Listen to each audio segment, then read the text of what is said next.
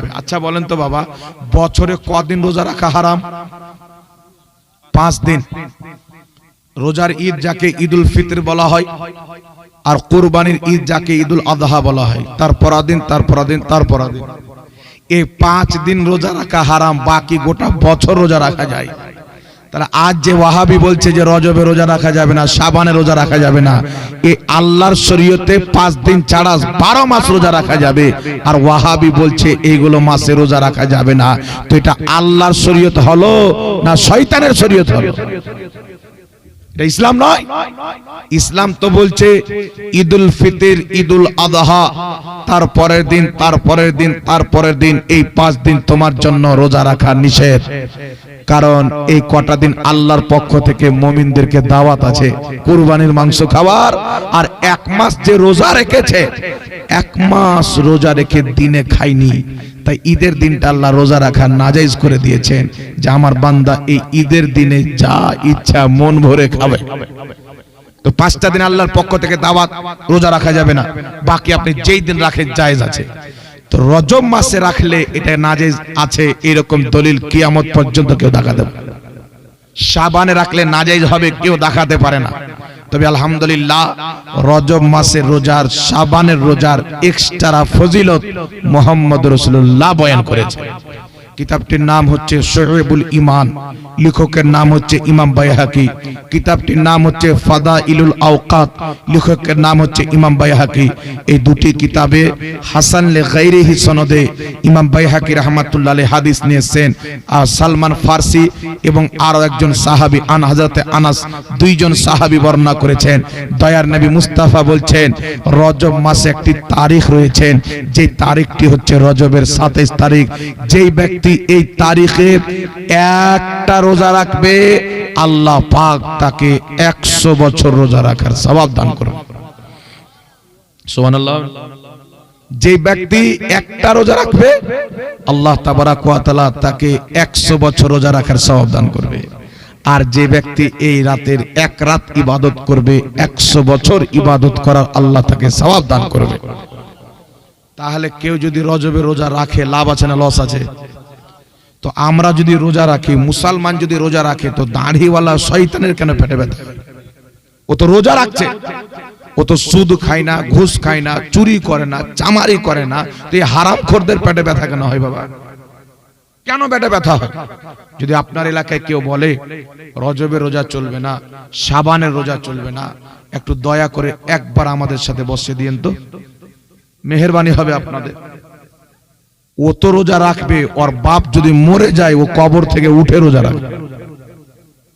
এগুলো মিথ্যা কথা যে রজবে রোজা চলবে না, শাবানে রোজা চলবে না। এরা মুসলমানদের ধর্ম প্রচার করে না, এরা ইহুদি খ্রিস্টানদের ইশারাতে কাজ করে। আমার নবী বলেছেন রজব মাসের একটা রোজা যে রাখবে 100 বছর রোজা রাখার নেকি পাবে। তাহলে আমরা রাখলে লাভ না লস? জোরে বলতে হবে। যদিও নফল, ওর ফজিলত এত বড়, যদিও মুস্তাহাব রোজা ফজিলত এত বড়, তাহলে এই ফজিলত যদি একটা মুস্তাহাব রোজা রাখাতে পাই, তো আমরা ছাড়ি না, ওটাকে আমরা গোছিয়ে নিজের নামায়ে আমালে লিখিয়ে নিই। সুবহানাল্লাহ। এখন শাবান মাসে রোজা রাখা চলবে কিনা? আগামীতে শাবান মাস আসছেন, এই মাসটার দিকে একটু টাচ মাওলানা সাহেরুল ইসলাম ভাই দিয়েছেন। তো আমি আপনাকে বলতে চাই, শাবে বারাত, শাব মানে রাত, বারাত মানে পরিত্রাণ বা মুক্তি, দুটা মিলিয়ে শাবে বারাত, মুক্তির রজনী, পরিত্রাণের রাত। তো একে মুক্তির রজনী কেন বলা হয়? কে বলেছেন? একজন মৌলভী সাহেব বলছেন কোরআন পাকে শাবে বারাত নাই, হাদিস শরীফে শাবে বারাত নাই। আপনি আমার দিকে তাকান, কোন ব্যক্তি যদি আপনাকে বলে অমুক জিনিসটা কোরআন হাদিসে নাই, তাই নাজায়েজ বা করা যাবে না, সেই লোকটা চরম পর্যায়ের মূর্খ এবং গুমরাহ পথভ্রষ্ট। কারণ ইসলামের দলিল হচ্ছে 4টি: কোরআন, হাদিস, ইজমা, কিয়াস। যদি কোরআন পাকে না পাই, হাদিস শরীফে খুঁজবো, হাদিস শরীফে না পাই, ইজমাতে খুঁজবো, ইজমাতে না পাই, সালাফদের কিয়াসে খুঁজবো। কিয়াসও যদি পেয়ে যায়, ওটা বিদআত হবে না, ওটাও সওয়াবের কাজ হবে। জি, আর এই কিয়াসকে আমার নবী দলিল বানিয়েছেন মুআজ বিন জাবালকে যখন উনি কাজী বানিয়ে পাঠায়। তো পৃথিবীর মুসলমান এই জন্য কোন ব্যক্তি যদি বলে যে আমরা কোরআন আর সহিহ হাদিস ছাড়া কিছুই মানি না, আল্লাহর কসম ও কোরআনও মানে না, ও হাদিসও মানে না। কারণ কোরআন হচ্ছে আল্লাহর কালাম, হাদিস হচ্ছে নবীর কালাম। আর আল্লাহ কোরআনে বলছেন ইয়া আইয়ুহাল্লাযীনা আমানু আতিউল্লাহা ওয়া আতিউর রাসূল ওয়া উলিল আমরি মিনকুম। আল্লাহ বলছেন হে ঈমানদার বিশ্বাসীগণ, তোমরা আল্লাহর হুকুম মানো, নবীর হুকুম মানো। তো আমি কোরআন হাদিস আল্লাহর নবীর হুকুম মানি, বাকি কিছু মানি না। কিন্তু আল্লাহ তারপরে বলছেন উলিল আমরি মিনকুম, হুকুম দাতাদের আদেশ মানো, উলিল আমরদের আদেশ মানো। এই উলিল আমরটাকে নবী পাকের সাহাবী আব্দুল্লাহ ইবনে আব্বাস রাদিয়াল্লাহু তাআলা আনহুমা তাফসীর ইবনে আব্বাসের মধ্যে লিখতেছেন ইয়ানি উলামা ওয়াল ফুকাহা, হক্কানি আলিম হক্কানি ফকিহদের আদেশও তোমরা মানো। তো কেউ যদি এটা বাদ দিয়ে দেয়, দুটাকে নিয়ে একটা বাদ দিয়ে দেয়, তো কোরআন মানা হলো? কোরআনের একটা অক্ষর বাদ দিলে তো মুসলমান থাকবে না। আর মুআজ বিন জাবালকে নবী পাক পাঠাচ্ছেন, বুখারী শরীফের হাদিস, এ মুআজ তোমাকে আমি বিচারপতি কাজী বানিয়ে পাঠাচ্ছি, যাকে বিচারপতি বলা হয়। তোমার সামনে মাসলা আসবে, বিচার আসবে, তুমি কি দিয়ে সমাধান করবে? মুআজ বিন জাবাল বলছেন কিতাবুল্লাহ, আল্লাহর কোরআন দিয়ে। নবী বলছেন যদি কোরআন পাকে না পাও, বলছে আপনার হাদিস দিয়ে। তো রাসূল পাক বলছে যদি হাদিস শরীফও না পাও, তো মুআজ বিন জাবাল বলছেন কোরআন আর হাদিসকে সামনে রেখে আমি আমার বিবেক দিয়ে কিয়াস করে তার সমাধান করব।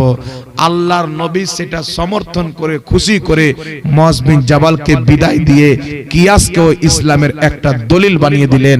জোরে বলতে হবে সুবহানাল্লাহ। কোরআন ফুকাহাকে মানতে বলছেন, হাদিস কিয়াসকে মানতে বলছেন।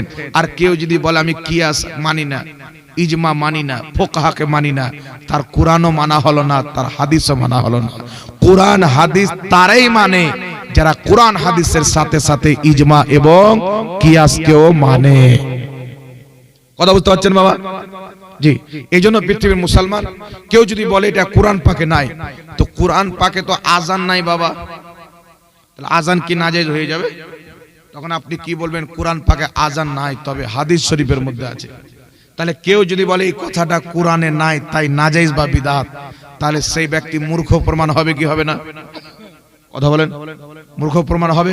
তারপর চলে আসে আর একটা কথা আপনাকে বলি, যে অনেক জিনিস আছে যেটা আপনার কোরআন দ্বারা প্রমাণিত, অনেক জিনিস আছে হাদিস দ্বারা প্রমাণিত, ইসলামে অনেক জিনিস আছে ইজমা দ্বারা প্রমাণিত। তাই যারা ইজমাকে অস্বীকার করে লা মাযহাবী, তাদের শাইখুল ইসলাম ইবনে তাইমিয়া মাজমুল ফাতাওয়াতে লিখেছেন ইজমা অস্বীকারী মুসলমান থাকে না। যেমন কোরআন অস্বীকারী কাফির হয়ে যায়, হাদিস অস্বীকারী কাফির হয়ে যায়, তেমনি ইজমা অস্বীকারীও কাফির হয়ে যায়। তাহলে ইজমাও মানতে হবে, কিয়াসও মানতে হবে। এবার আমার দিকে চলেন বাবা। শাবে বারাত কেন বলা হয়? শাবান মাসের এই যে মাসটা চলছে, আজকে মনে হয় 3 তারিখ না কত, আজকে 4 তারিখ, শাবান মাস। এই মাসের 14 তারিখের দিন গিয়ে রাত্রিটা হচ্ছে 15 তারিখের রাত। এই রাতকে আর এই দিনকে বলা হয় শাবে বারাত, মুক্তির রাত। 15 তারিখের রাতকে বলা হয় মুক্তির রাত, পরিত্রাণের রাত। কেন বলা হয়? কিতাবটির নাম হচ্ছে মুআজামুল কাবীর লিত তাবরানী, লেখকের নাম হচ্ছে ইমাম তাবরানী। আর একটি কিতাব মুআজামুস সাগীর লিত তাবরানী। এই দুটি কিতাবের মধ্যে ইমাম তাবরানী হাদিস এনেছেন। এই হাদিসকে ইমাম হাইসামি মাজমাউজ জাওয়াইদে উল্লেখ করে বলছেন হাদিসের সনদ হচ্ছে সহিহ। আর একটি হাদিস লা মাযহাবী যারা শাবে বারাত মানে না, তাদের ইমাম নাসিরউদ্দিন আলবানী সিলসিলায়ে আহাদিসে সহিহার প্রথম খণ্ডে উল্লেখ করেছেন। আমার কাছে কিতাবটি আলহামদুলিল্লাহ আছে। আর সেই হাদিসকে আলবানী নিজেই সহিহ বলেছেন। মুআজ বিন জাবাল রাদিয়াল্লাহু তাআলা আনহু নবী পাকের সাহাবী বর্ণনা করছেন, আল্লাহর নবী ইরশাদ করেছেন। কি ইরশাদ করেছেন? শাবান মাসের মধ্যম রজনীতে আল্লাহ তাবারাক ওয়া তাআলা নিজের বান্দার প্রতি আত্মপ্রকাশ করেন, যেমন তার শানের যোগ্য। সকাল পর্যন্ত আল্লাহ পাক নিজের বান্দাকে সারা রাত ডাক দিয়ে বলেন, কে আছো আমার কাছে ক্ষমা চাইবে, আমি তাকে ক্ষমা করে দিব। কে আছো আমার কাছে মাফি চাইবে, আমি তাকে মাফ করে দিব। হযরতে মুআজ বিন জাবাল রাদিয়াল্লাহু তাআলা আনহু বলতেছেন যে আল্লাহর নবী বলেছেন হিংসুক এবং মুশরিক ছাড়া আল্লাহ পাক নিজের সমস্ত বান্দার সমস্ত গুনাহ ক্ষমা করে দেয়। সুবহানাল্লাহ হবে না? হিংসুক এবং যারা শিরিক করে, মূর্তি পূজা করে, চন্দ্র পূজা করে, আল্লাহ ছাড়া আল্লাহর তৈরিকৃত বস্তুর পূজা করে, তারা ব্যতীত আর হিংসুক ব্যতীত যারা এক অপরের হিংসা করে, এর বাড়ি ভালো হয়ে গেল, এর গাড়ি ভালো হয়ে গেল, এর প্রচার ভালো হয়ে গেল, এর মাদ্রাসা ভালো হয়ে গেল, হিংসা যারা করে এরা ব্যতীত আল্লাহ নিজের বান্দার সমস্ত গুনাহ ক্ষমা করে দেয়। কোন রাতে? শাবান মাসের মধ্যম রজনী। একটু সুবহানাল্লাহ জোরে হবে না সুবহানাল্লাহ? এই মর্মে আমার জানা মতে 4টি সহিহ হাদিস এসেছে। কোন হাদিসে আছেন যারা ভাইয়ের সাথে হিংসা করে, ভাই হিংসা করে ভাইকে দেখে, আর যারা শিরিক করে তারা ছাড়া আল্লাহ সমস্ত সৃষ্টিকে ক্ষমা করে দেয়। এই জন্য পৃথিবীর মুসলমান এই রাত্রিকে মুসান্নাফে আব্দুর রাজ্জাক, কিতাবটির নাম হাদিসের কিতাব, ইমাম আব্দুর রাজ্জাক সানআনী রাহমাতুল্লাহ আলাইহি এই হাদিসের কিতাব লিখেছেন। ইমাম বুখারীর পূর্বের লেখা কিতাব। এই কিতাবে হাদিস এনেছেন হযরতে আব্দুল্লাহ ইবনে আব্বাস, নবী পাকের চাচাইতো ভাই। এই আপনার মধ্যম শাবানের রাত্রিকে তিনি বলেছেন লাইলাতুল বারাত, মুক্তির রজনী, যাকে ফার্সি ভাষাতে বলা হয় শাবে বারাত। জোরে বলতে হবে সুবহানাল্লাহ। নামাজ বলতে কোনো শব্দ কোরআন হাদিসে নাই, তাহলে নামাজ তো নাজায়েজ হবে না। রোজা বলতে কোনো শব্দ কোরআন হাদিসে নাই, তাহলে রোজা তো নাজায়েজ হবে না। নামাজের আরবি কোরআন হাদিসে আছে সালাত, রোজার আরবি কোরআন হাদিসে আছে সিয়াম, আর এর ফার্সি অনুবাদ হচ্ছে নামাজ রোজা।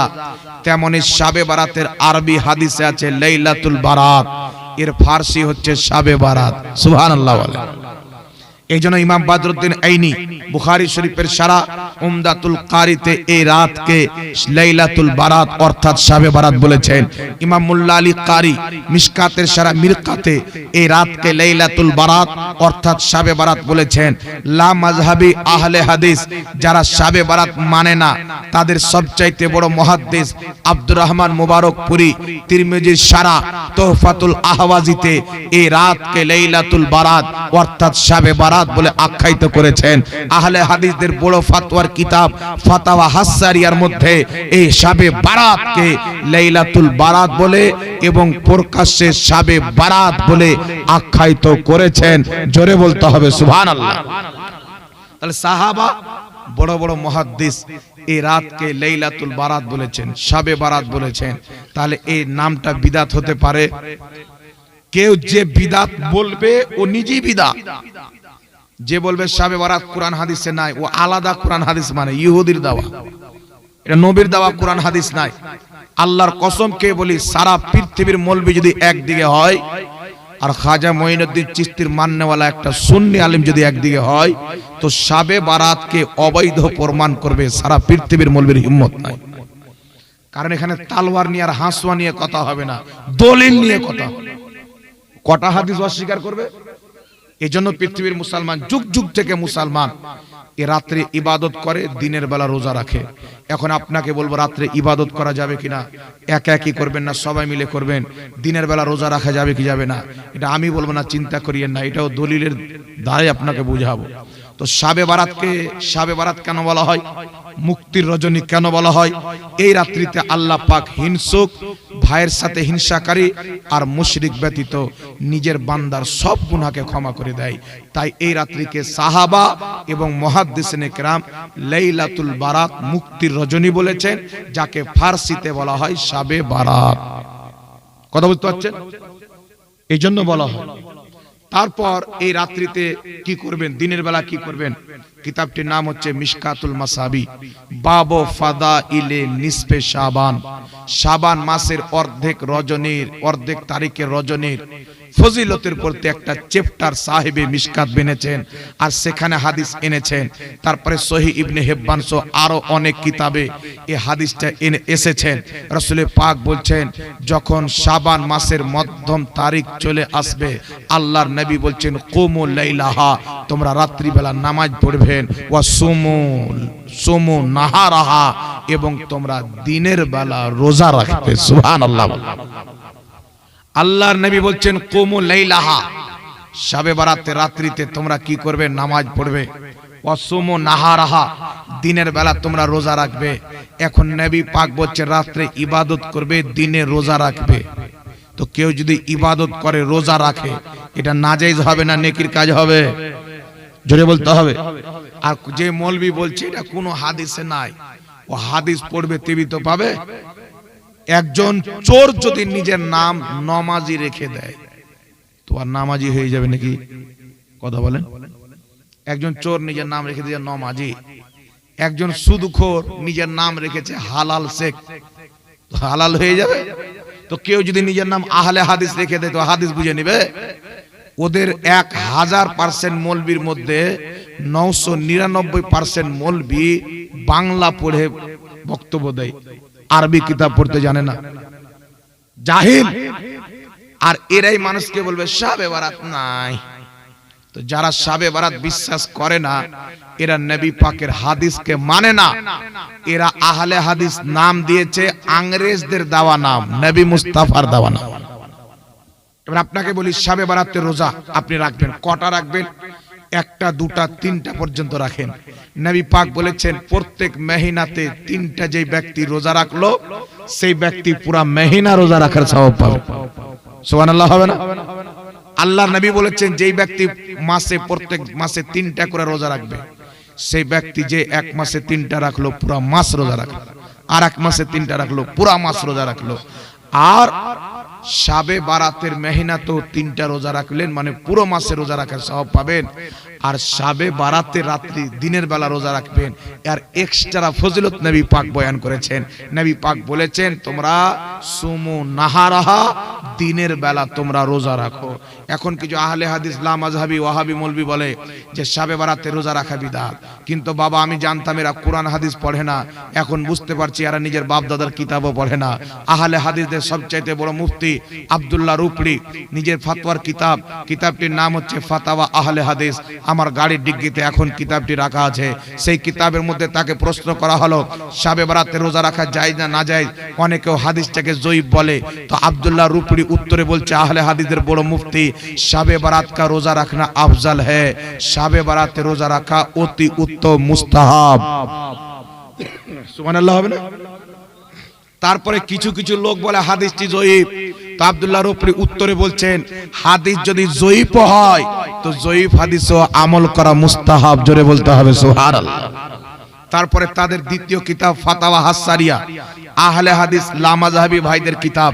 এই ফাতাওয়া হাসারিয়ার মধ্যে তাদের বড় মুফতি মুহাদ্দিস লিখতেছেন শবে বারাতে রোজাকে বিদআত বলা যাবে না, শবে বারাতে রোজা রাখা হচ্ছে মুস্তাহাব। আর শবে বারাতে কেউ চাইলে 1টা রাখতে পারে, কেউ চাইলে 2টা রাখতে পারে, কেউ চাইলে 3টা রোজা রাখতে পারে।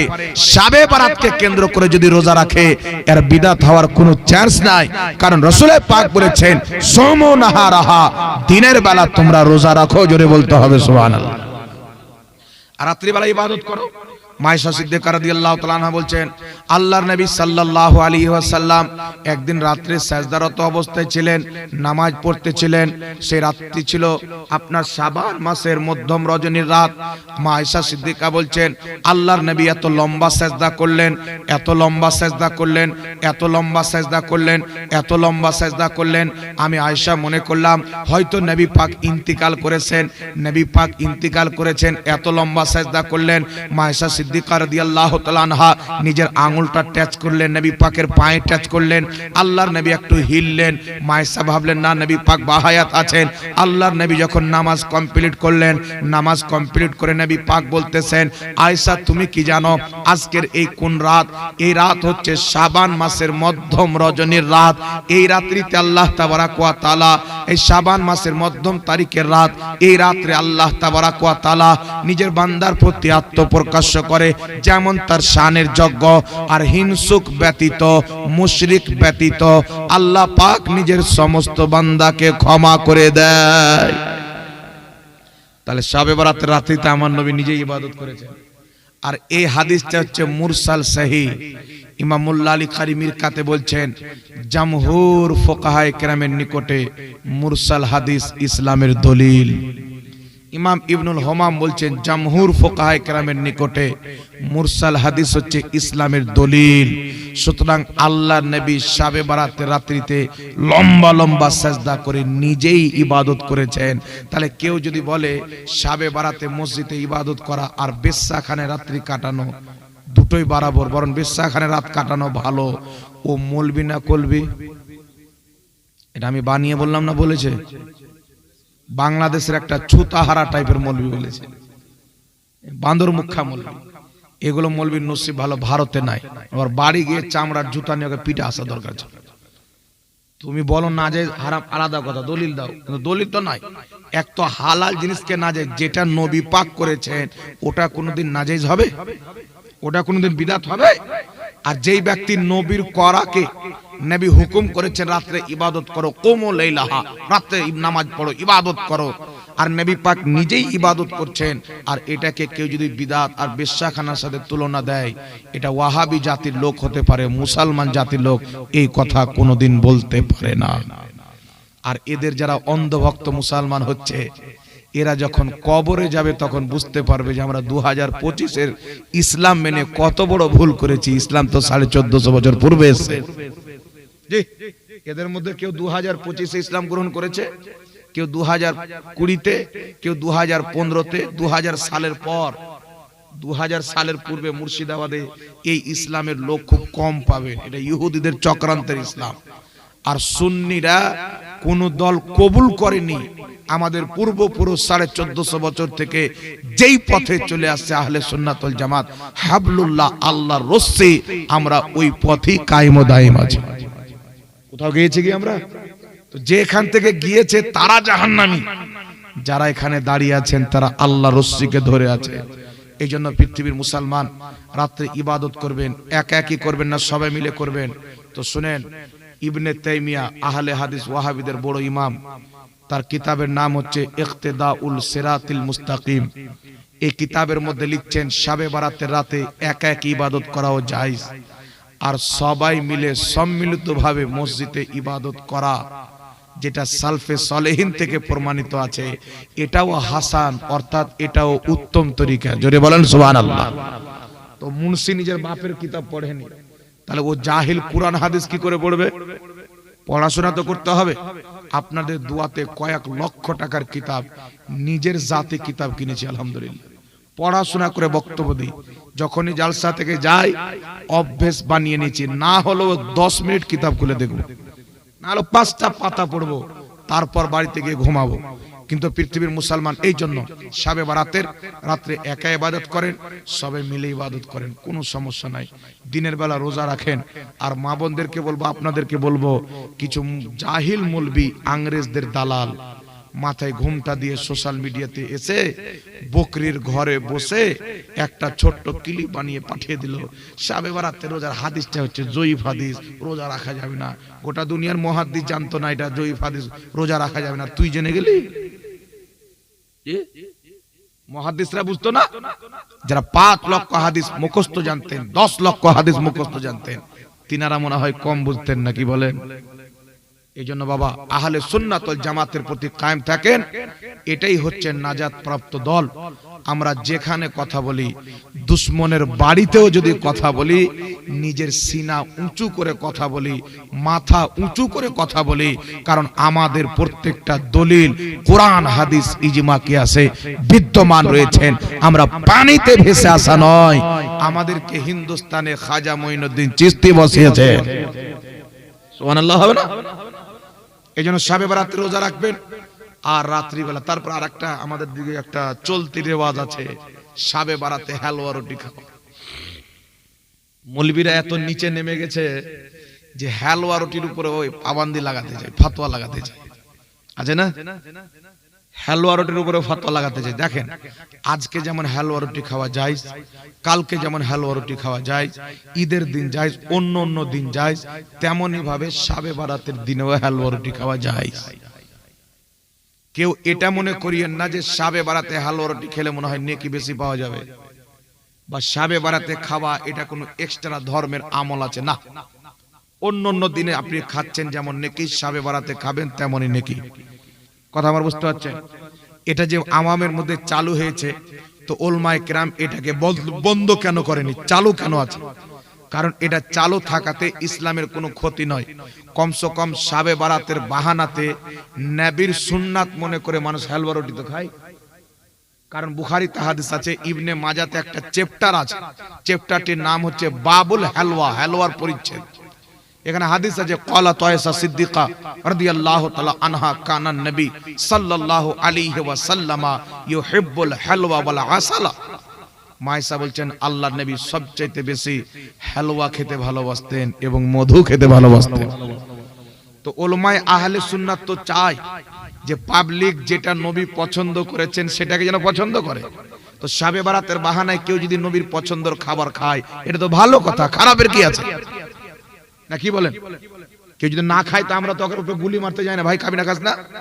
কিন্তু যারা খায় নবীর ভালোবাসার জিনিস, ও যেই দিন ইচ্ছা সেই দিন খাবে, শাবে বারাতও খাবে। কোনো ব্যক্তির পেটে ব্যথা হওয়ার কথা নয়, কারণ নবী যেটাকে পছন্দ করেছেন আমি যদি পছন্দ করে শাবে বারাতে খাই, ঈদের দিন খাই, এতে কোনো প্রকারের কোনো সমস্যা নাই। কথা বুঝতে পারছেন? তবে একটা কথা এখানে বলবো, যারা এটাকে হারাম বলে, নাজায়েজ বলে, বিভিন্ন রকম মানে জাহান্নাম পর্যন্ত পৌঁছে দেয় হেলওয়া খাওয়ার জন্য, ওই লামাযহাবীদেরকে বলবো, ওয়াহাবীদের ফাতওয়াতে তাদের কিতাব কানজুল হাকাইক, আহলে হাদিসদের ইমাম এই কিতাবটি লিখেছেন। এই কিতাবের মধ্যে লেখা আছে কুকুরনির দুধ, সুয়ারনির দুধ আর গাধের দুধ এটি হচ্ছে পবিত্র। কুকুরনির দুধও পাক, সুয়ারনির দুধও পাক। তো আরে ভাই, তোমাদের নিকটে কুকুরনির দুধ পাক, সুয়ারনির দুধ পাক, হালুয়া রুটি যদি শাবে বারাতে পছন্দ না হয় তো ওই দুধগুলোই তোমরা খাও না, কি বলেন? আমরা কিছু বলতে যাব? আর শুধু তাই নয়, তাদের নিকটে কুকুর যদি কোনো হাঁড়িতে খাবারে মুখ দিয়ে দেয়, সুয়ারের জুঠা, কুকুরের জুঠা আহলে হাদিসদের নিকটে পাক। ওদের কানজুল হাকাইক কিতাবে লেখা আছে কুকুরের জুঠা, সুয়ারের জুঠা পাক। আমাদের নিকটে কুকুরের জুঠা না পাক, সুয়ারের জুঠা না পাক, বিল্লির জুঠা পাক। বিল্লি যদি খাবারে মুখ দিয়ে দেয় খাবারটা নাপাক হবে না, পানিতে মুখ দিয়ে দেয় পানিটা নাপাক হবে না। কুকুর যদি মুখ দিয়ে দেয়, সুয়ার যদি মুখ দিয়ে দেয়, ওটার খাওয়া যাবে না। আর এদের নিকটে কুকুর যদি মুখ দেয়, সুয়ার যদি মুখ দিয়ে দেয়, কোনো সমস্যা নাই, ওটা পাক থাকবে, অসুবিধা নাই। কিন্তু নবী পাক আলাইহিস সালাম বলছেন কুকুর যদি কোনো বাসনে মুখ দিয়ে দেয় তাহলে সেটাকে তুমি 7 বার ধুইবে। কয়বার? বিজ্ঞান দেখলো এটা কোন কথা রে, তারা দুর্বুঝ তৈরি করলো, কুকুরকে মুখ দেওয়ালো, একবার ধুইলো, দুর্বুঝ লাগাচ্ছে, দেখছেন কুকুরের যে মুখ দেয় না, ও জিহ্বা থেকে যে লালাটা পড়ে সেটা থেকে জীবাণু তৈরি হয়। তো হাঁড়িকে একবার ধুইলো, একটু জীবাণু কমলো কিন্তু আছে, 2 বার ধুইলো একটু কমলো কিন্তু আছে, 3 বার ধুইলো একটু কমলো কিন্তু আছে, 6 বার ধুয়ে দেখছে মোটামুটি আছে, 7 বার ধুয়ে নিলেন, কমপ্লিট হয়ে গেল, কমপ্লিট। তো বিজ্ঞান পর্যন্ত বাধ্য আছে নবী মুস্তাফাকে বিজ্ঞান মানার জন্য, সুবহানাল্লাহ বলেন। তেমনি সুয়ারের ব্যাপার। আর বিল্লিকে মুখ দেওয়ালো, তো বিল্লিকে মুখ দেওয়ার পর বিজ্ঞান দেখছে দুর্বুঝে তার মধ্যে একটাও জীবাণু তৈরি হয় না। আর সেই জীবাণু সহ খাবার যদি কোনো ব্যক্তি খায় বিভিন্ন রকমের ব্যারাম হবে, এই জন্য সেটা ইসলামে নাজায়েজ করা হয়েছে। আর বিল্লি মুখ দিলে তাতে কোনো জীবাণু তৈরি করা হয় না, খাবারটা যেমনকার তেমনই থাকে, তাই এটাকে নাপাক বলা হয়নি, পবিত্র বলা হয়েছে। তাহলে 1450 বছর পূর্বে বিনা যন্ত্রতে আমার নবী মুস্তাফা এতগুলো জিনিস আমাদেরকে দিয়ে গেছেন, সুবহানাল্লাহ বলতে হবে। কিন্তু আহলে হাদিসদের নিকটে কুকুরের জুঠা আর আপনার সুয়ারের জুঠা পাক। তো আরে ভাই, তোমাদের হাঁড়িতে কুকুরকে মুখ দাও, সুয়ারকে মুখ দিয়ে ওর জুঠা খাও, হালুয়া রুটি আমরা খাবো, ঝগড়া বাদ দাও, না কি বলেন? ঠিক না বেঠিক? জোরে বলেন। ওদের নিকটে ঘোড়ার মাংস খাওয়া যায়, ওটাই খাও। আরো অনেক কিছু জায়েজ আছে, সম্পূর্ণ জিনিস আপনাদের সম্মুখে বলা যাবে না। কিছু কিছু এমন এমন জিনিস আছে ওটাও এদের নিকটে যায়। আঙুল চাটা তো দূরের কথা, ওরা কিতাবের মধ্যে লিখতেছেন যে মানুষের বীর্য হলো পবিত্র, খাওয়া পর্যন্ত জায়েজ। নাউজুবিল্লাহ। তাহলে এগুলো কোন মানুষের ফতোয়া? গাঁজা খেয়ে ফতোয়া দিয়েছিল না মাতাল হয়ে ফতোয়া দিয়েছিল আল্লাহ পাক জানে। এর জন্য তাদের নিকটে এগুলো নাপাক জিনিসগুলো জায়েজ, আর নবীর পছন্দ হালুয়া হচ্ছে না জায়েজ। তাহলে তারা নবীর শরীয়ত প্রচার করে না, ইহুদির শরীয়ত। আপনার বিবেক আপনাকে উত্তর দিয়ে দিবে। এই জন্য পৃথিবীর মুসলমান আহলে সুন্নাত ওয়াল জামাত এটা ইংরেজদের দেওয়া দল নয়, এটা খাজা মঈনুদ্দিন চিশতির প্রচার করা দল। এই জামাতে খাজা মঈনুদ্দিন চিশতি ছিলেন, নিজামুদ্দিন আউলিয়া ছিলেন, গৌসে আজম ছিলেন। আর কারবালার মাটিতে দুই দিকে নামধারী মুসলমান ছিলেন, একদিকে নামধারী, একদিকে অরিজিনাল। একদিককার মুসলমানকে ইয়াজিদি মুসলমান বলা হয়, একদিককার মুসলমানকে হুসাইনি মুসলমান বলা হয়। আজ ওই ইয়াজিদের পক্ষে ওয়াহাবিরা কথা বলে, আমরা ইয়াজিদের প্রতি লানাত করি, হুসাইনের পক্ষে কথা বলি, ঠিক না? কিতাবটির নাম হচ্ছে মুসনাদে বাজ্জার। এই কিতাবে একটি হাদিস এসেছে, রাসূল পাক বলছেন, আমার পর খেলাফত খুব সুন্দরভাবে চলবে, মানুষ শান্ত সুষ্ঠুভাবে জীবন যাপন করবে। তারপর বানু উমাইয়ার একটা লোক আসবে যে আমার সুন্নাতগুলিকে মিটাবে, দ্বীনকে ধ্বংস করবে। নবী পাক সাল্লাল্লাহু আলাইহি সাল্লাম বলছেন তার নাম হবে ইয়াজিদ। তার নাম কি হবে? তার নাম হবে ইয়াজিদ। আর ইমামে হুসেনের ব্যাপারে নবী পাক কি বলছেন? তিরমিজির হাদিস, আল হাসান ওয়াল হুসেন সাইয়্যিদা শাবাবি আহলিল জান্নাহ, জান্নাতি যুবকদের সরদার আমার হুসেন, আমার হাসান। জি, ইয়াজিদ দ্বীনকে ধ্বংস করবে আর হুসেনকে নবী জান্নাতি বলছেন। তো যেই ব্যক্তি নবীর সুন্নাত ধ্বংস করবে, দ্বীন ধ্বংস করবে, জান্নাতি হবে না জাহান্নামী হবে? তাহলে ইয়াজিদ জান্নাতি না জাহান্নামী? জোরে বলতে হবে। চারো মাযহাবের নিকটে ইয়াজিদ ফাসিক, ইয়াজিদ ফাজির, ইয়াজিদ লানাতি, ইয়াজিদ অভিশাপ প্রাপ্ত। আর কুল মুসলমানের নিকটে হুসেন জান্নাতি, তার বাপ জান্নাতি, তার মা জান্নাতি, তার ছেলে জান্নাতি, তার নানা জান্নাতি, তার নানি জান্নাতি। ইমামে হুসেন থেকে নিয়ে কিয়ামত পর্যন্ত তিনার নাসলে যে বাচ্চা জন্ম নিবে, কিয়ামত পর্যন্ত তিনার পুরো নাসল জান্নাতি। তাহলে আজকে যারা বলে যে ইয়াজিদের কোনো ভুল ছিল না, ইমামে হুসেনের ভুল ছিল, এ মৌলবি কোনোদিন নবীর কলমা পড়া মুসলমান হতে পারে? এই জন্য সাবধান, ফিতনার যুগ। আল্লাহ পাক পরবর্তীকারে আলাম আমাকে আপনাকে আহলে সুন্নাত ওয়াল জামাতের প্রতি কায়েম রাখুক।